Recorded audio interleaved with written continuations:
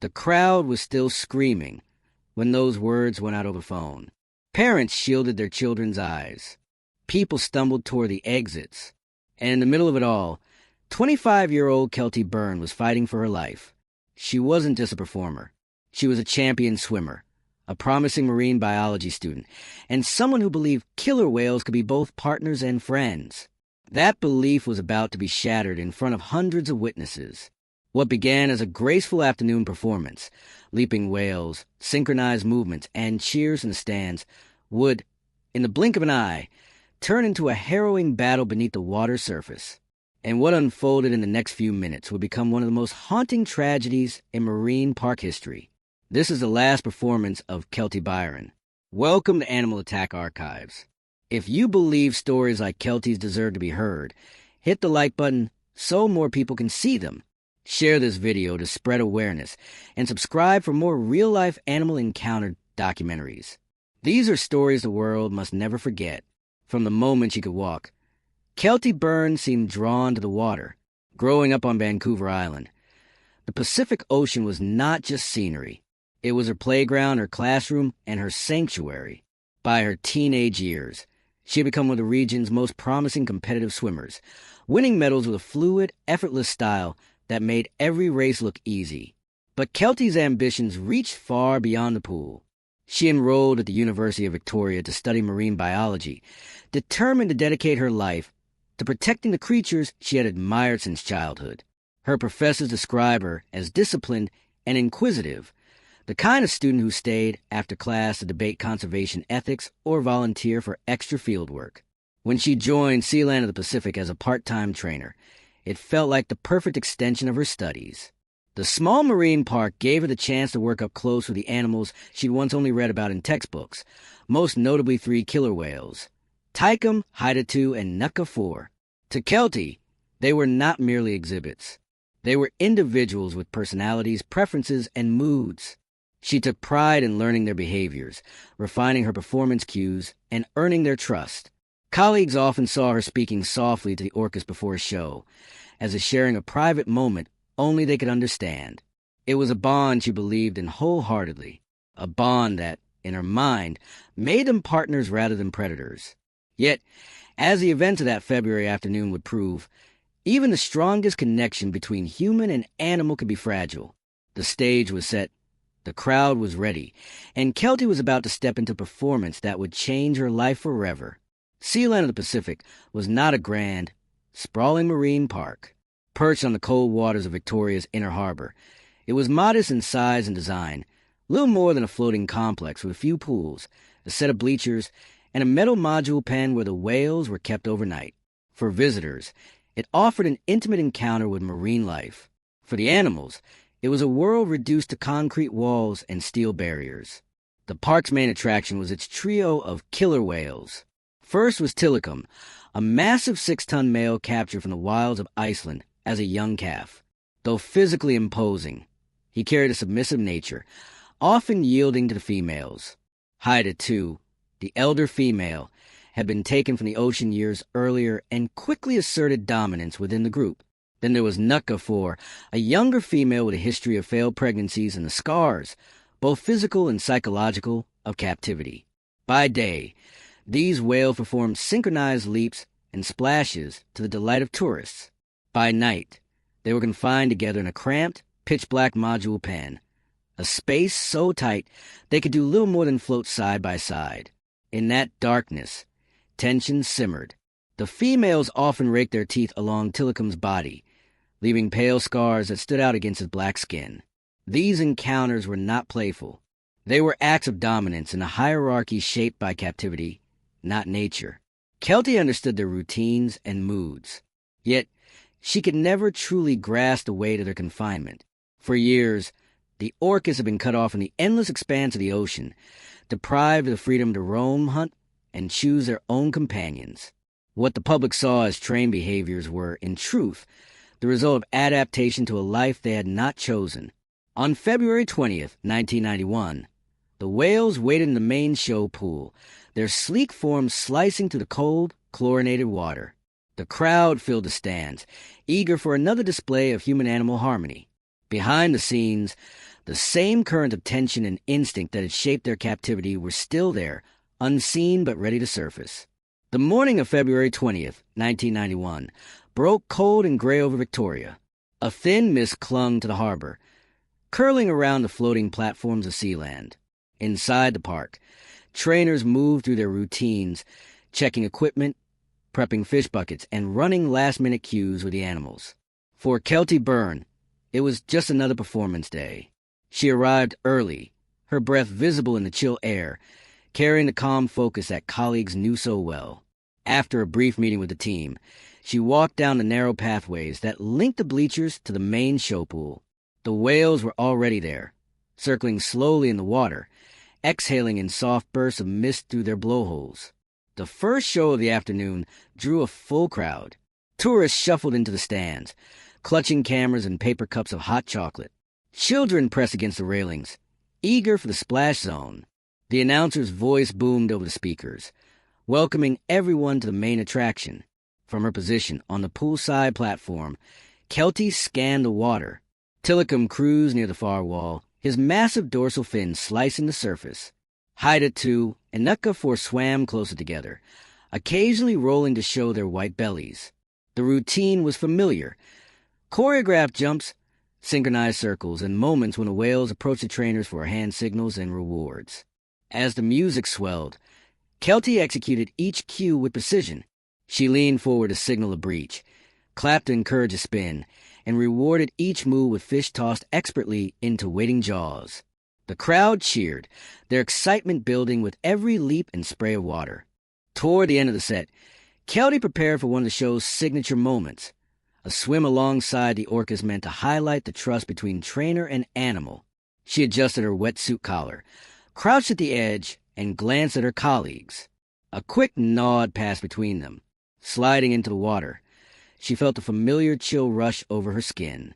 Beneath the surface, dark shapes moved with slow, deliberate grace. The audience leaned forward, waiting for the moment when human and whale would rise together in perfect harmony. But as Keltie took her position, something in the water shifted. A subtle change in movement, a sudden closeness. The performance was about to take a turn no one could have predicted. At first, everything unfolded as planned. Keltie surfaced beside Haida 2, her arm outstretched in a graceful arc, droplets glistening under the stadium lights. The crowd erupted in applause as the orca responded to her cue, rolling to expose her belly before diving again. From the stands, it looked like another seamless display of connection between trainer and animal. Then, without warning, a shadow rose from the depths. Tilikum surged forward, his immense body cutting through the water with startling speed. Before Keltie could react, his jaws closed firmly around her leg.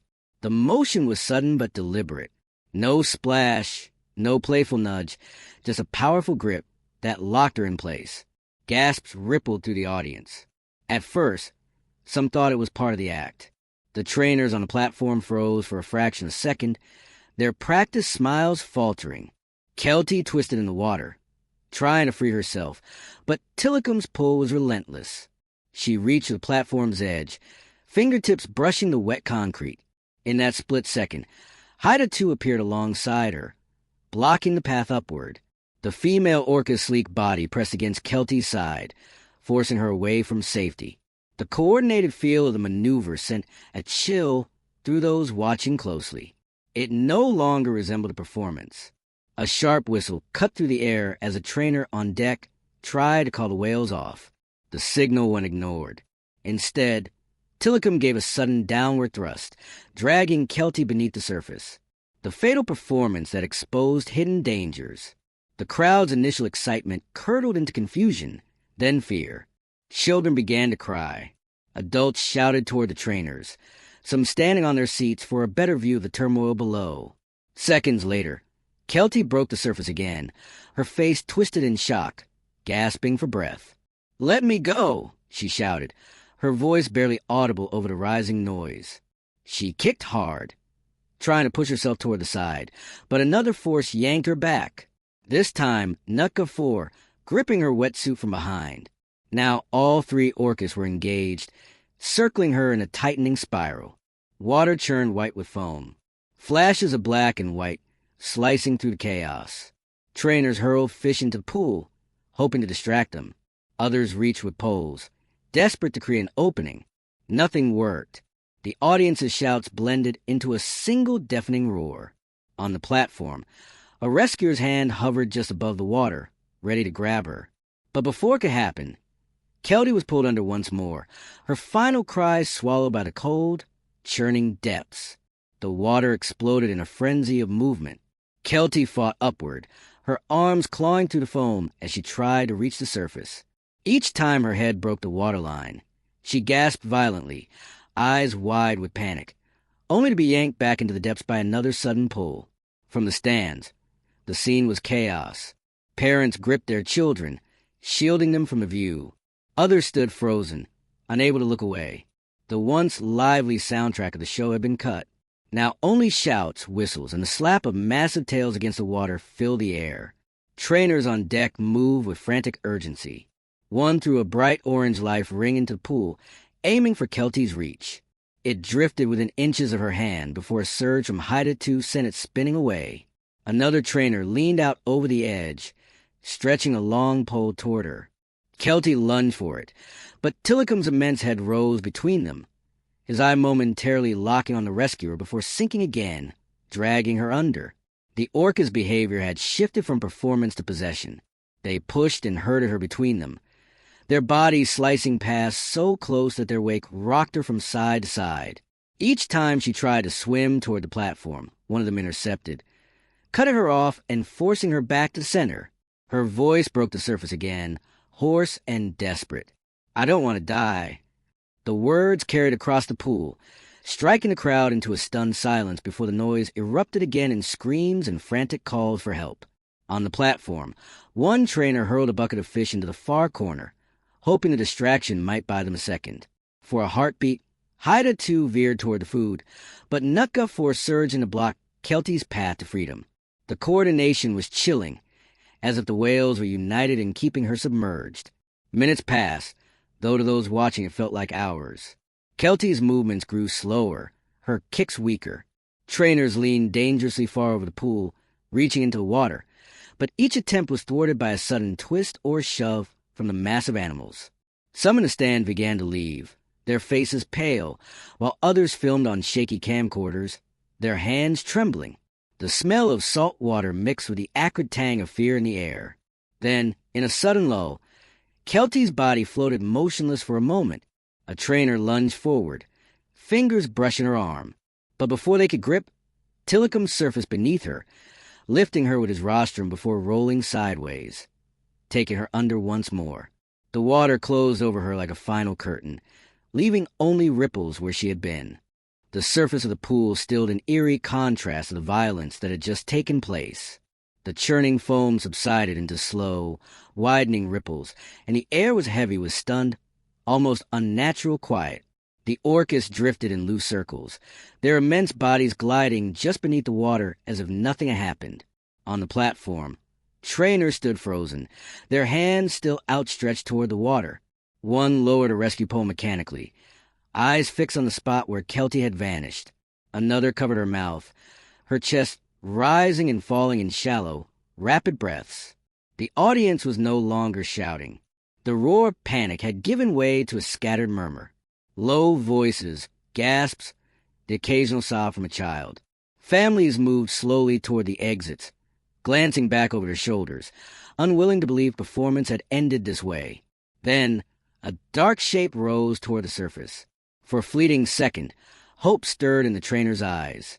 But when Keltie's body emerged, limp and unmoving, that hope dissolved into something far heavier. Two trainers slid into the water to retrieve her, their movements deliberate, almost ceremonial. They guided her toward the platform, avoiding the whales that still lingered nearby. As her body was lifted onto the wet concrete, the silence deepened. There was no applause, no music, only the sound of water dripping from her hair and wetsuit. The cold February air clung to every breath, thick with the weight of what had been lost. Around the pool, no one moved quickly. Every step, every gesture seemed slowed, as if the entire park had been caught in the gravity of that moment. The show was over, but the image of what had unfolded would not fade. In the hours that followed, Sealand of the Pacific was locked down. Visitors were escorted out through side gates, avoiding the view of the main pool. Emergency responders moved quickly, but without urgency. Everyone knew there would be no miracle recovery. Keltie Byrne was pronounced dead at the scene. Within days, the story dominated local headlines. What had begun as a popular marine park show was now front-page news for all the wrong reasons. The public demanded answers. How could a trusted performer in front of hundreds of witnesses be pulled under and killed without any way to stop it? Sealand's management issued statements calling the incident a tragic accident. They pointed to Keltie's decision to enter the water during performance, framing it as an unforeseeable event. But those who knew the park's operations were not convinced. Former staff and marine experts spoke out about the inadequate safety measures, the confined living conditions of the whales, and previous warning signs that had been overlooked. Investigations revealed the cramped dimensions of the module pen where the orcas were kept overnight, as well as documented instances of aggressive behavior between the whales and toward trainers. The tragedy became a flashpoint in the debate over marine mammal captivity. Public pressure mounted. Attendance at the park plummeted, and within months, Sealand of the Pacific shut its doors for good. The 3 killer whales were transferred to other facilities, most notably Tilikum, whose future would carry its own dark chapters. For Keltie's family, no closure could be found in policy changes or public outrage. Their loss was deeply personal, and every photograph, every news clip, was a painful reminder of a life cut short in front of a cheering crowd that left in silence. Keltie Byrne's death was more than the tragic end of a young life. It was a moment that forced the world to look closely at the hidden dangers of keeping wild predators in captivity. She was just 25 years old with a future full of promise. Standing at the intersection of passion and profession, her trust in the animals she cared for was genuine. But in the confines of a concrete pool, trust could never erase instinct. The performance that day was meant to celebrate the bond between human and orca. Instead, it exposed a fragile line between control and chaos, between the show the public sees and the reality beneath the surface. It was a stark reminder that no matter how familiar, how well-trained, or how beloved, apex predators remain creatures of the wild, driven by instincts that cannot be choreographed. Keltie's story lives on not as a spectacle, but as a cautionary tale. It calls into question the price of entertainment when it comes at the expense of an animal's freedom and a human's life. If this story has moved you, help us make sure it's never forgotten. Hit the like button so more people can learn what happened. Share it to spark conversations about the risks of captivity, and subscribe to Animal Attack Archives for more real-life accounts that demand to be told. These are not just stories. They are reminders. And some reminders are written in lives we can never get back.